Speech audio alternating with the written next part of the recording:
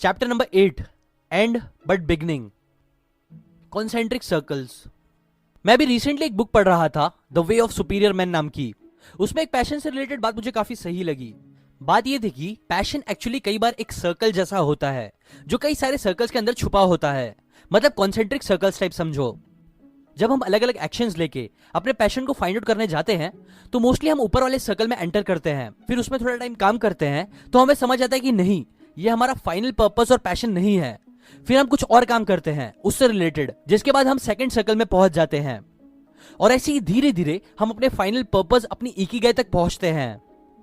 हाँ, अब ये जरूरी नहीं है कि आप आउटर सर्कल वाले काम से ही स्टार्ट करो। कुछ लोगों को डायरेक्टली उनका फाइनल पर्पस और पैशन मिल जाता है, बट मोस्टली लोगों को नहीं मिलता। इसलिए अगेन दो बातें जो सबसे जरूरी है पैशन फाइंड आउट करने के लिए, वो है फर्स्ट MRA, मतलब मैसिव रेगुलर एक्शंस लेना, और सेकंड TTT याद रखना, मतलब थिंग्स टेक टाइम।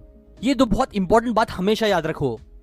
रोम एम्पायर एक दिन में नहीं बना था, 7 वंडर्स एक दिन में नहीं बनाए गए थे, दुनिया के सबसे अमीर लोग एक दिन में अमीर नहीं बने थे। इसलिए आपका भी कुछ बड़ा करना टाइम ले सकता है।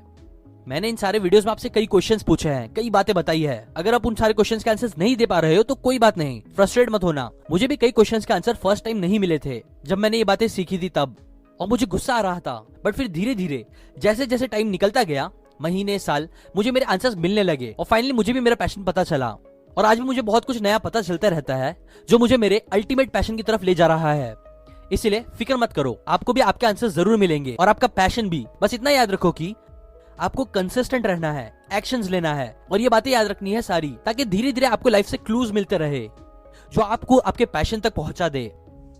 मैं होप करता हूं कि आपको ये सारी बातें यूजफुल लगी होगी, जो इवेंचुअली फिर आपको आपके पैशन तक पहुंचा देगी और लाइफ की हर वो सक्सेस देगी जो आप डिजर्व करते हो।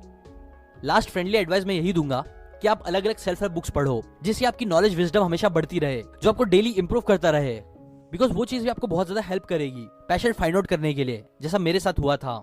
इसलिए अगर आपको कोई भी 2 फ्री ऑडियो बुक चाहिए 1 महीने के लिए, तो वो आप seekern.org/audible से जाके ले सकते हो। एक्चुअली ऑडिबल एक अमेजॉन कंपनी है जो 1 महीने का फ्री ट्रायल देती है और उसके बाद वो चार्ज करती है $15 मंथली, जो मैं हमेशा से यूज करता हूँ।